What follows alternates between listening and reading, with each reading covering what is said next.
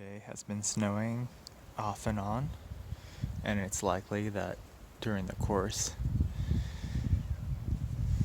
of our little retreat into our souls, that it will also start to snow again.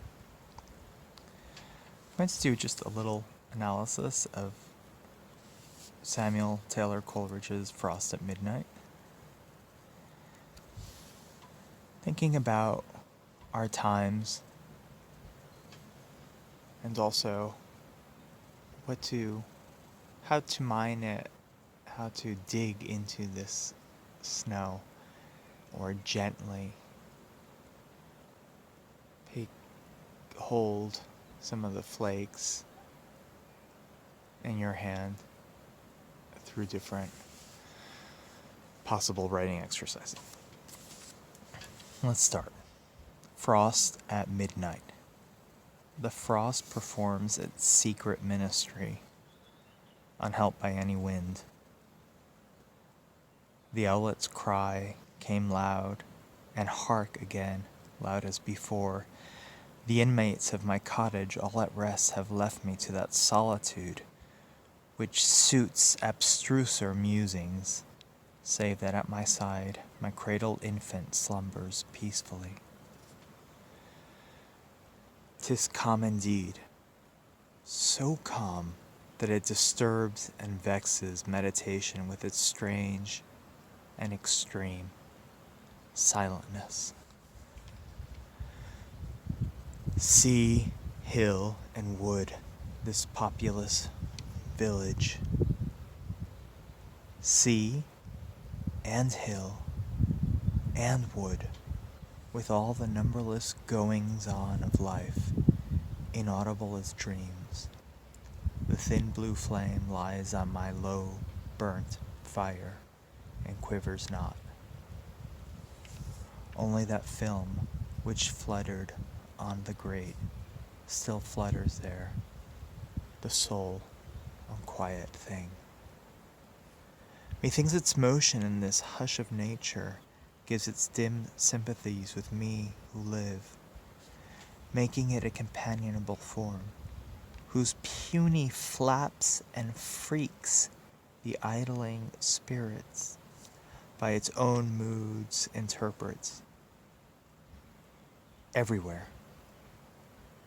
echo or mirror, seeking of itself, and makes a toy of thought.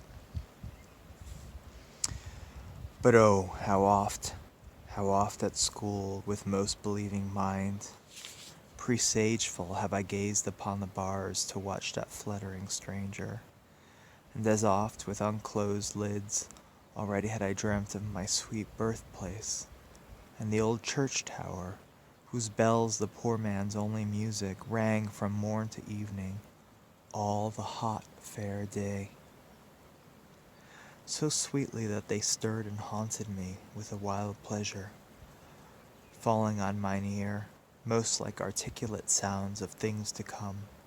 So gazed I, till the soothing things I dreamt lulled me to sleep, and sleep prolonged my dreams. And so I brooded all the following morn, awed by the stern preceptor's face, mine eye fixed with mock study on my swimming book, save if the door half opened, and I snatched a hasty glance, and still my heart leapt up.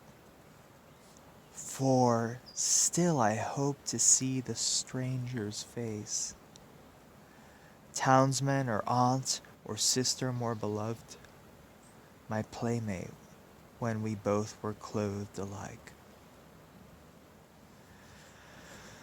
Dear babe, that sleep is cradled by my side, whose gentle breathings heard in this deep calm fill up the interspersed vacancies and momentary pauses of the thought. My babe, so beautiful. It thrills my heart with tender gladness thus to look at thee, and think that thou shalt learn far other lore and in far other scenes, For I was reared in the great city, pent mid cloisters dim, and saw not lovely but the sky and stars. But thou, my babe, shalt wander like a breeze by lakes and sandy shores, beneath the crags of ancient mountain, and beneath the clouds.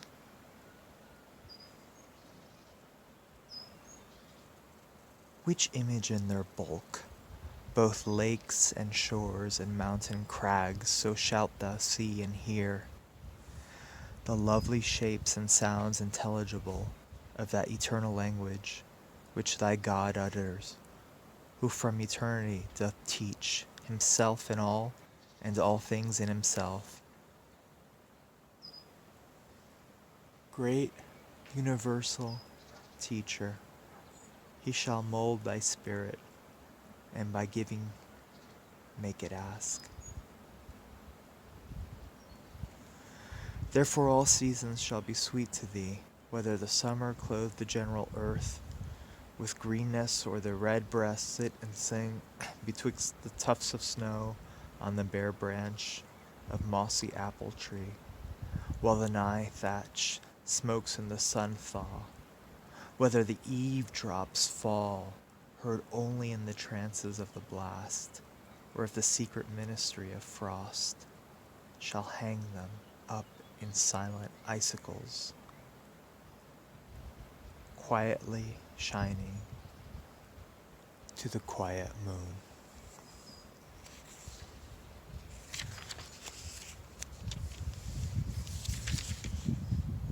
This idea of this secret ministry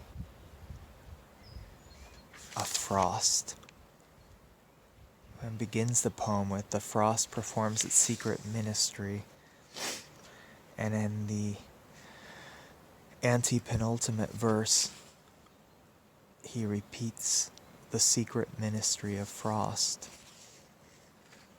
And I do think that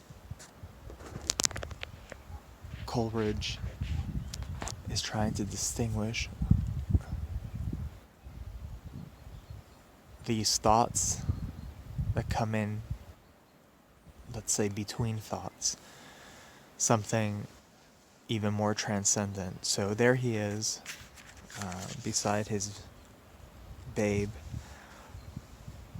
and it's frosty at midnight, and there's a quiet that almost makes it seem as if, well, a terrifying quiet.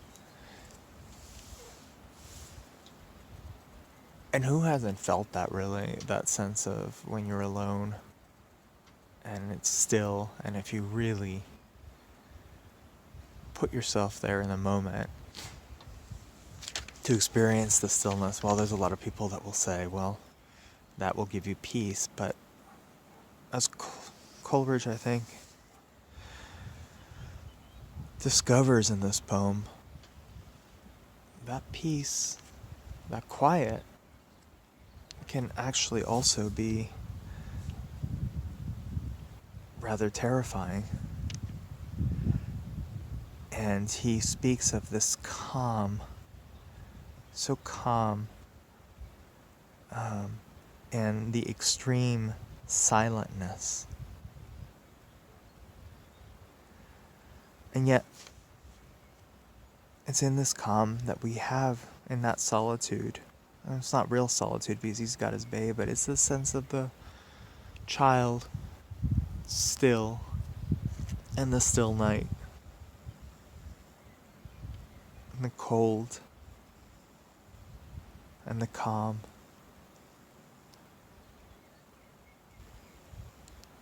The stillness that separates us from the goings-on of life.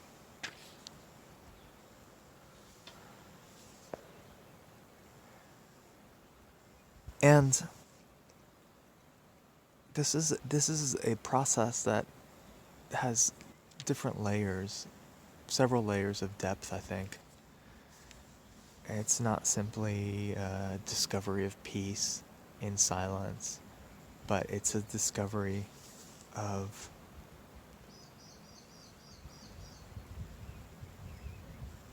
a sense of unsettling in the calm, of what in French you'd say the bouleversement, the sense of perturbation in the quiet.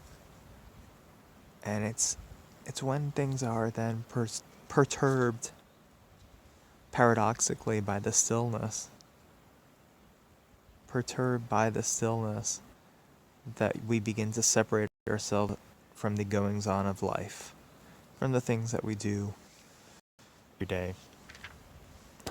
Obviously, I was going to say obviously, but I think the goings on of life have intensified.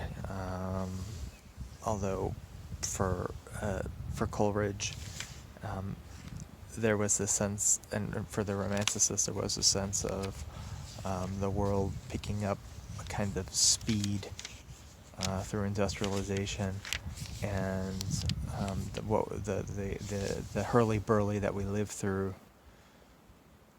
now all the time, which is only intensified with the phones, which keep us in a kind of, I would say, a self-conscious state, a state of self-consciousness where we are taking pictures of things, all the time, uploading them, essentially broadcasting our lives in a way that is, yes, self-conscious, but it's a very different kind of self-consciousness from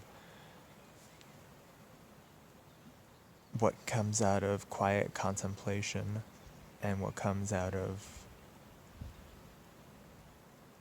the meditative moments that Coleridge is exploring here.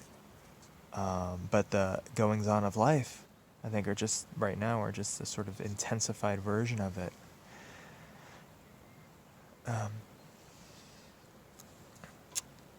And this idea of the late in that first stanza of the flame, the blue flame, that doesn't quiver. It sort of struck me when I read it as sort of odd to think of a blue flame not quivering, because I always think of the flames as quivering, but this is the point of stillness in the poem for him, is that blue flame. And everything around it is, it's the center of that poem is the blue flame, and it's still, and the things around it flutter.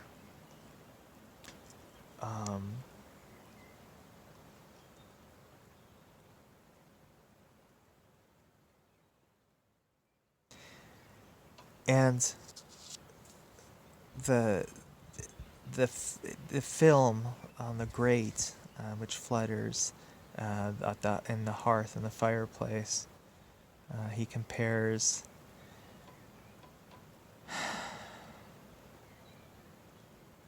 well, methinks its motion in this hush of nature gives its dim sympathies with me who live, making it a companionable form, whose puny flaps and freaks the idling spirit by its own mood interprets.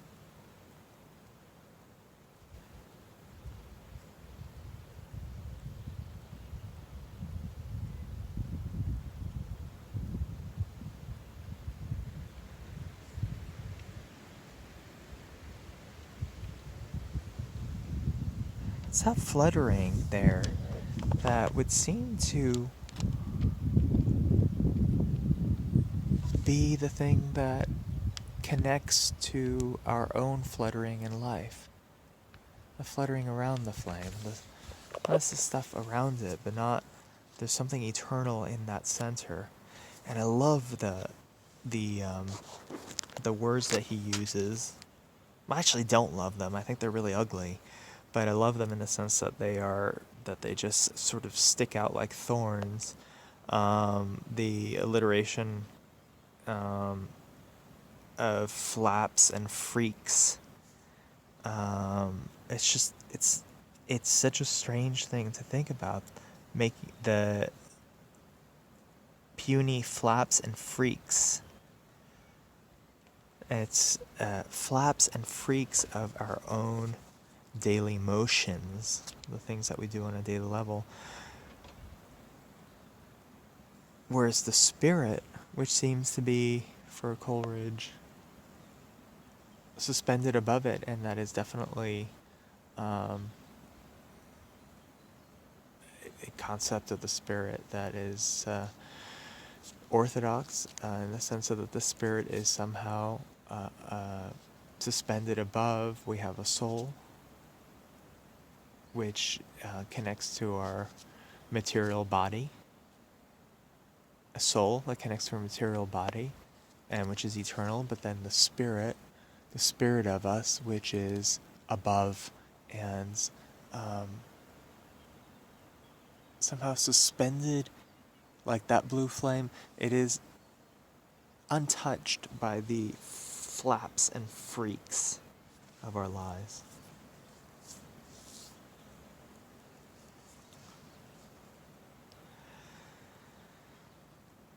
The next stanza, which is the stanza of, well, there's so much in there in terms of that are sort of mixed in, but the idea of the young Coleridge, so he's going back to his childhood, imagining himself at school, and it's probably the presence of the baby that's inspiring this, but it's this prescient, or as he calls it, presageful sense of watching and waiting, and that sense of expectation. Gazing back at his own birthplace, the bells, the church tower. It made me think, my goodness, I have no idea what my own birthplace is like. I don't think I haven't even been back there. And that idea of grounding yourself in some really charming, beautiful place like that. I almost wonder if that's something that's missing modernity, where we all seem to be more kind of in the flaps and freaks, being shuttled about from one place to another. Or maybe that's just me. But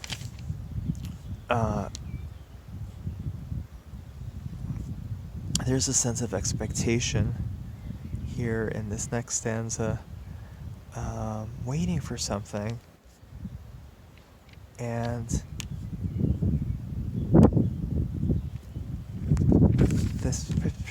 so the articulate sounds of things to come, so I gazed till the soothing things I dreamt lulled me to sleep, and sleep prolonged my dreams.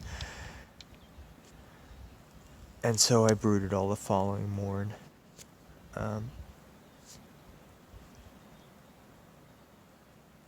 This is an idea of living in which there's a sense of expectation, that sense of expectation of youth, and that it's the pressure of thinking and of the imagination that's stirred up during the day ends up being the thing that he puts most like articulate sounds of things to. So I gazed till the soothing till the soothing things I dreamt lulled me to sleep.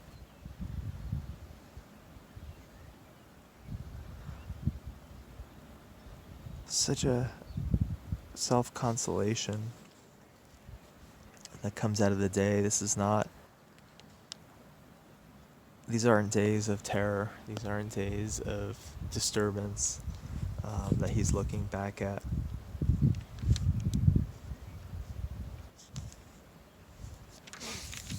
And there's a sense of expectation this stranger's face that he's looking for. And who is this stranger going to be? Is it going to be, he says, townsman or aunt or sister? But I wonder if that stranger that's coming is both the baby that's going to come to him later in life, a sense of that God-given generation of life, and that expectation. And I do remember that vividly, and I almost like chased it my whole life, that sense of expectation of that you have when you're young, of just not just wonderful things that are going to happen, and not material things like frankly, so many of the students that I counsel with college, and it's sort of like, seems like they've just got this item of material things that they want to accomplish, and everything is reduced to that. But here it's I think quite different. That sense of expectation. It's a sense of expectation of the transcendent, and I do recall that just going on runs in nature. And this imagining what it would be like to fall in love, and all the things that come with that. Just the rapture, just the beauty of the world around you, and just articulating that into words, painting it, the thrill of the beautiful images in one's head and bringing those to fruition in whatever art that one makes, or even things like business, where it's like what's inside of you starts to come out. And in the stanza, the preceptor's face, the schoolmaster's face, awes him, in the sense of, and I take this in the sense of both inspiration and fear, and also the word stern meaning like the sense of kind of curbing your impulses, maybe making it seem like that those wonderful things that might happen might not happen.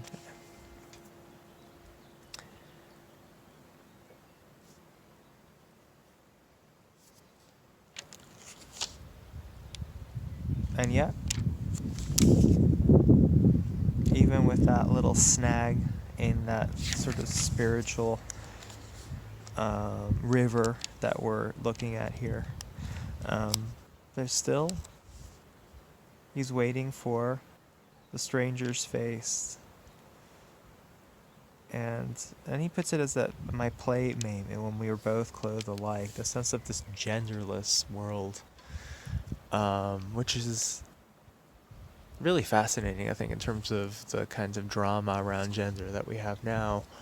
I had this conversation with a friend of a friend, an older Puerto Rican man, Hispanic man, and who is, very familiar with the idea of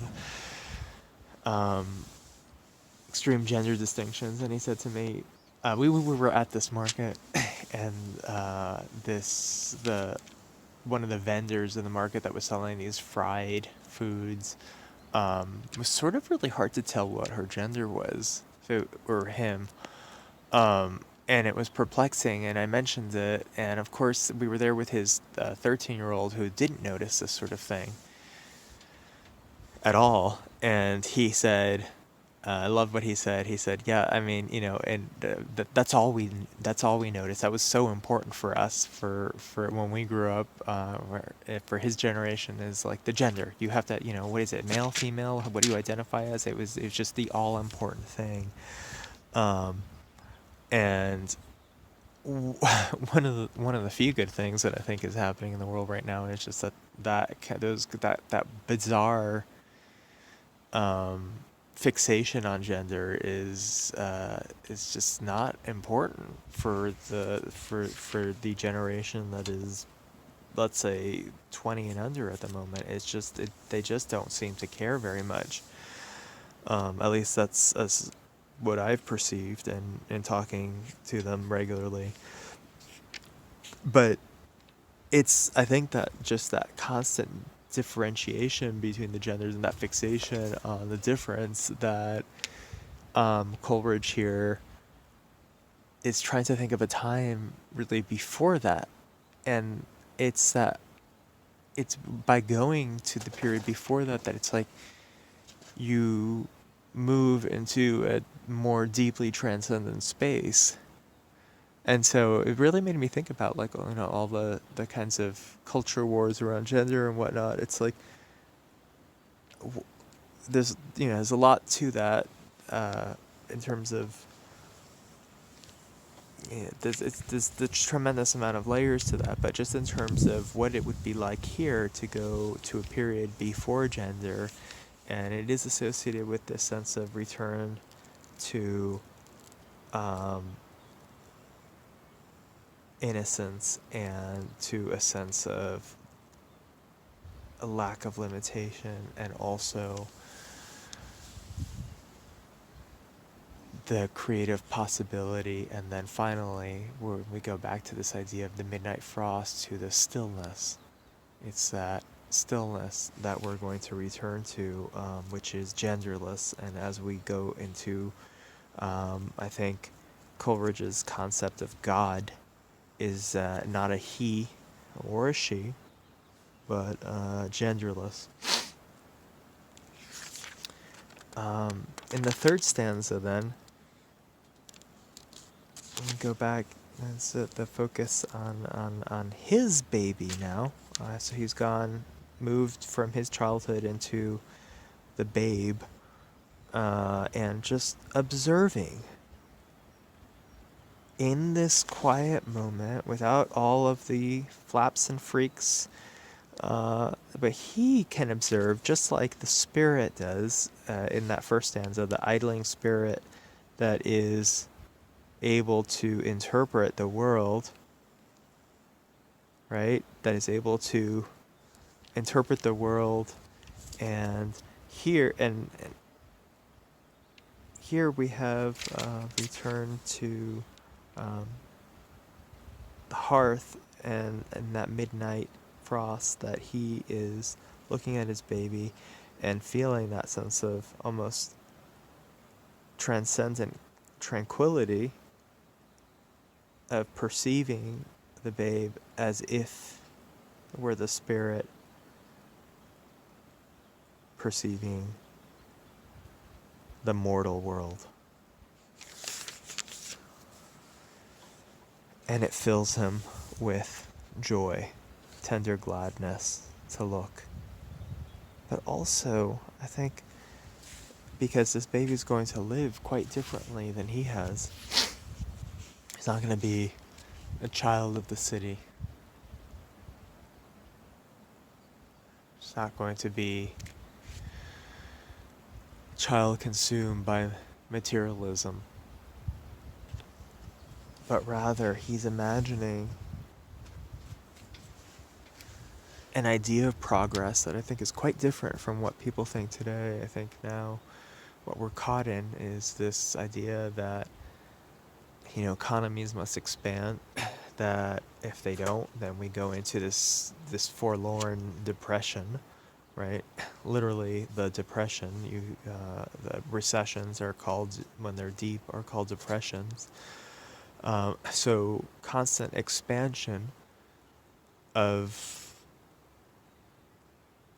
economies, which is driven by continual consumption, which is then causes more degradation of the environment, which is inevitable, which also leads to, as we know right now, to war because of limitation of resources. We have one country going to invade another, most likely because of resources that are there, in spite of all the subterfuge about other, things. This definitely, Coleridge would say, this is the sort of human nature, is that the subterfuge and the nonsense. But it's like, so we have the whole notion of the modern economy and industrialization that Coleridge is escaping, is one in which degradation, anxiety, invasion, and basically the dissolution of all that is beautiful. Think about, the plastics and oil spills, and just the way garbage and contamination are just they're taking over the world. This leads to hell.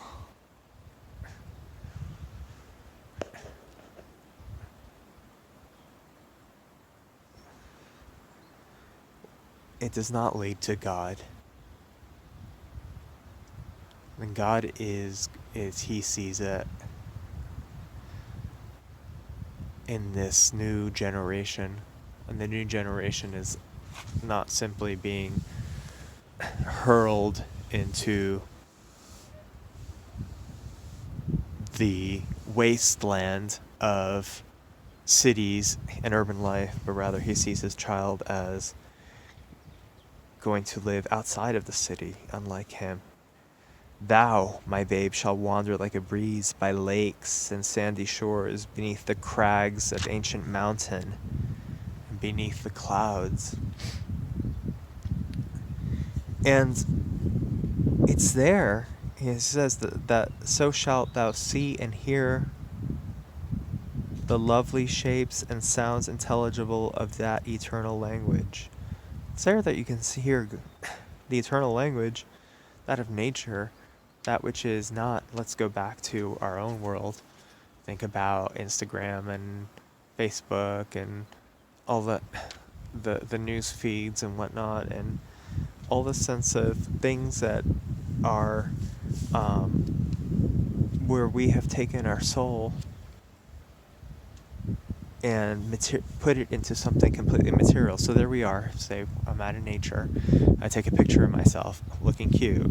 Then I upload it, and it gets all these likes. And in that whole cycle, the websites are selling you stuff. They are popping up ads and based on your interests, and the whole thing ends up being commercialized and materialized, and so our whole experience ends up being turned into something to be consumed and sold.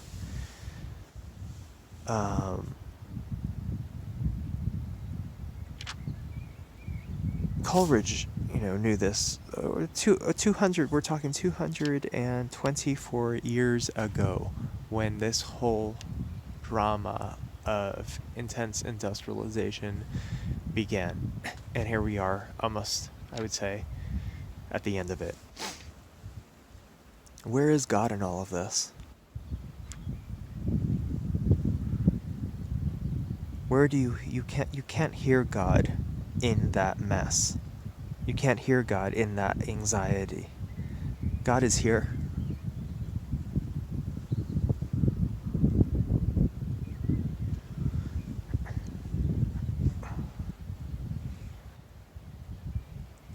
Thy God utters. So God is uttering, God is speaking, God is moving through the world, moving through us, giving us words but it's that these words are not, again, the sort of consumable material things that we find in the social media. These are from eternity. And then let's just gonna repeat those lines, that thy God, the eternal language which thy God utters, who from eternity doth teach himself in all, and all things in himself. Again, which thy God utters, who from eternity doth teach himself in all, and all things in himself. What does that mean? It's like the idea that God is teaching himself and all things in himself. I mean, this is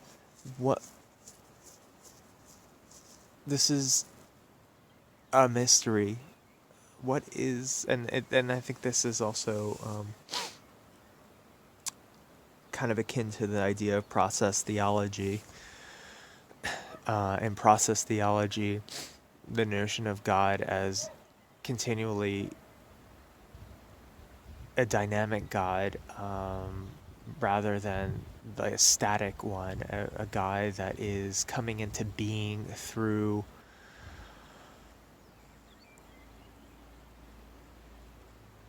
change. So not just this static, eternal, omnipotent, omniscient, like Platonic, unchanging form, but change. When we all can see the universe around us is in continual flux and change. The weather here keeps changing. It was snowing, hailing. Now the sun has come out. We've got the clouds, and I bet you it'll start snowing again. It's cold and warm. But the idea of teaching, that he shall mold thy spirit, and by giving make it ask. I mean, there's a lot of paradoxes here, but God teaches us. Is God also learning from what happens? The great teacher. And this is a fascinating idea.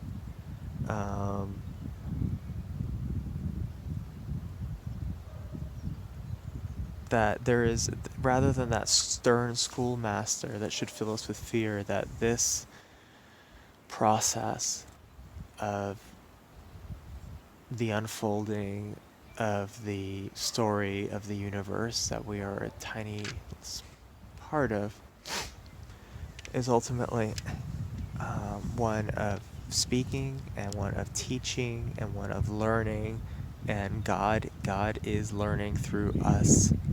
And this is the paradoxical idea there. And also this idea that by here at the end, he says, he calls God the great universal teacher. And he shall mold thy spirit, and by giving make it ask. What does that mean, by giving make it ask? But all these things, all these beautiful things that come our way, and this is something that I thought about, is just tremendous bounty, delicious food, the opportunity to be in Europe, to have tranquility, to have peace when so many people don't have peace, to be surrounded by natural beauty when so many people are crushed in hideous urban decay, wastelands, that when God gives like that, and not just giving knowledge, but gives all of the bounty, all of the things that we receive, hopefully that will plant a question in us and make us also ask things of the universe, like move us out of just like